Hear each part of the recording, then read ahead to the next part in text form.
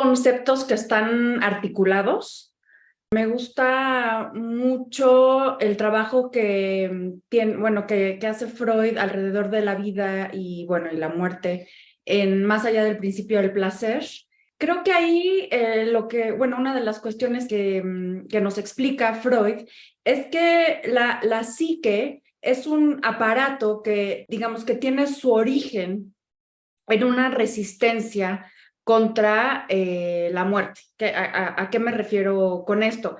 A que más allá del principio del placer, Freud lo que descubre es una tendencia que para él es inherente a la vida psíquica, digamos que se dirige hacia la satisfacción total de la pulsión. Y para Freud hay que recordar que el placer es igual a descarga de la tensión.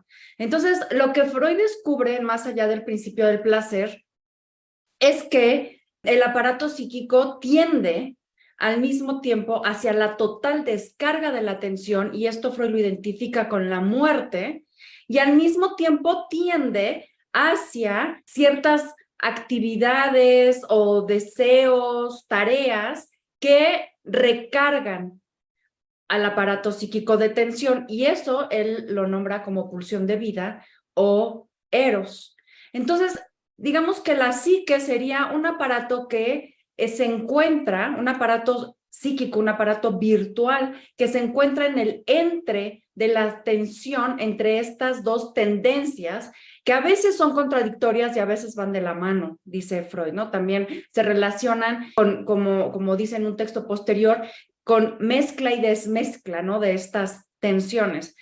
Entonces, lo que Freud también explica a propósito de estas dos tendencias y del procedimiento mismo de la vida psíquica, esto es del aparato psíquico, es que en tanto la satisfacción total de la pulsión no siempre es posible, ¿verdad? Porque la pulsión tiene, además de una fuente, dice Freud, tiene un objeto de descarga, ¿no? O sea, busca descargar sobre un objeto. Y esto no siempre es posible, digo, podemos pensarlo por muchas razones. Unas de las que explica Freud, por ejemplo, es mandatos culturales, mandatos sociopolíticos, ¿no? Que nos impiden poder satisfacer ciertas pulsiones. Pero también lo explica con el sueño. O sea, cuando el aparato psíquico duerme, lo que descansa, digámoslo así, es la posibilidad de descargar vía la motricidad, o sea, es esa vía la que se encuentra clausurada. Y por lo tanto, explica Freud en la interpretación de los sueños, cuando esa vía está clausurada, entonces la pulsión se satisface sobre la propia psique, ¿no? Y es por eso que, digamos, vemos, ¿no? Percibimos imágenes casi alucinatorias que corresponden a la producción onírica. Entonces, cuando el aparato psíquico no puede descargar completamente la pulsión, lo que explica Freud es que toma una vía regresiva, porque, digamos, esto se lo repito yo mucho a mis alumnos, les digo que para entender psicoanálisis uno tiene que casi tatuarse, ¿no? En algún lugar para nunca olvidar que la pulsión se satisface porque se satisface, o sea, la pulsión imperativamente se satisface. Y si no puede ser vía la acción, vía la modificación del mundo por la acción, por una acción, entonces toma una vía que Freud llama regresiva, y eso quiere decir que se satisface de manera reflexiva sobre la propia psique. Y cuando pasa esto, se forman representaciones que son huellas némicas. Las representaciones son huellas némicas. Entonces, así es como, digamos, se origina la psique, por una imposibilidad de satisfacción inmediata de la pulsión, y que entonces hace que el organismo vaya formando huellas némicas que corresponden a la psique. Entonces, tenemos que entender que psique y memoria son idénticas, son lo mismo para Freud.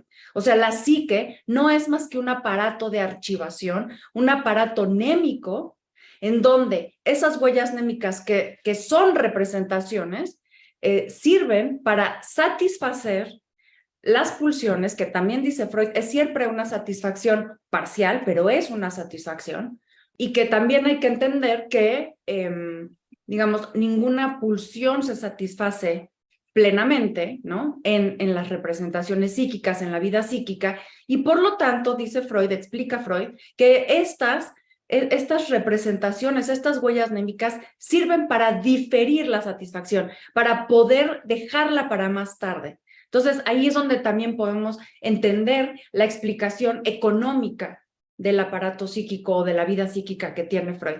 Pero para decirlo rápido, me parece a mí que son tres conceptos que están articulados, ¿sí? ¿Y por qué están articulados? Porque si no hubiera un archivo de huellas némicas, si no hubiera una psique, la satisfacción de la pulsión sería total, la descarga del organismo sería total y por lo tanto estaría muerto, ¿no? Entonces, la psique sirve, digamos, para diferir, para dejar la muerte, la descarga total para más tarde, y así es como entiendo yo que se articula vida, psique y memoria en el trabajo de Freud. Bueno, pues ahí me hiciste recordar una conferencia que da Jacques Derrida, el filósofo este de la deconstrucción, en el año 2000 en París, en un encuentro que convocan la psicoanalista e historiadora del psicoanálisis Elizabeth Roudinesco y el psicoanalista René Mayor. Entonces, fue un encuentro entre psicoanalistas muy interesante porque fue una convocatoria muy amplia. O sea, esto quiere decir que convocaron a lacanianos, kleinianos, freudianos, digamos, psicoanalistas del yo. O sea, fue una convocatoria muy amplia y Derrida en su intervención me parece a mí que regaña al gremio psicoanalítico. O sea, y ahí lo que le dice es que cómo puede ser, ¿no? Que después precisamente el descubrimiento, él lo llama descubrimiento de Freud de la pulsión de muerte, que además para él tiene que ver con la crueldad, con hacer el mal por hacer el mal, o sea, sin ningún otro fin más que el propio mal o daño.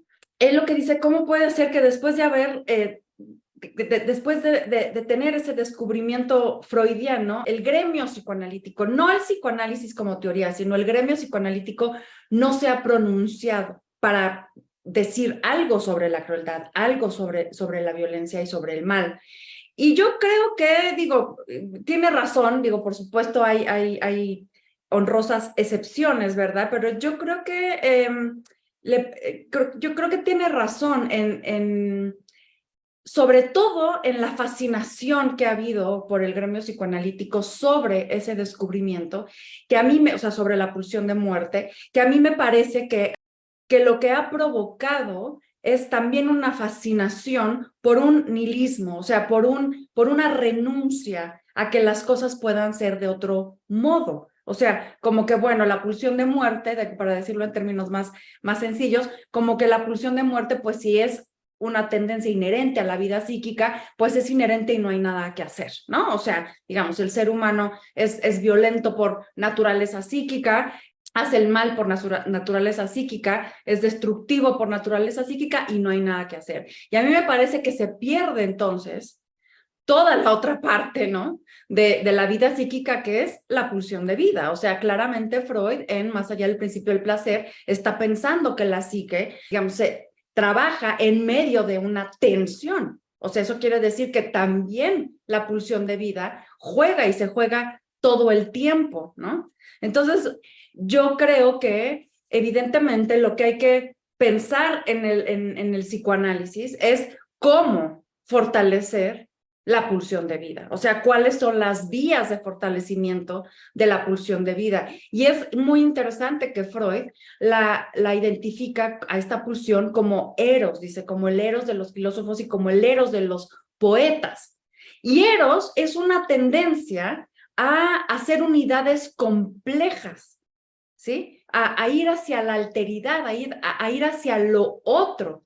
Es precisamente eso otro, lo otro, la alteridad, lo que nos lo que nos altera en términos de que nos recarga de tensión, ¿sí? Entonces, si lo pensamos en términos económicos, hacer comunidades cada vez más complejas, más alterables y más alteradas, eso quiere decir que nos recarga de vida y que por lo tanto la muerte, la destrucción y la agresión se deja para más tarde, ¿no? Y a mí sí me gusta pensar en términos utópicos como un horizonte ético-político hacia el que hay que caminar. O sea, eso quiere decir que, claro, la pulsión de vida no puede superar la pulsión de muerte, pero sí la puede dejar para más tarde, la puede diferir.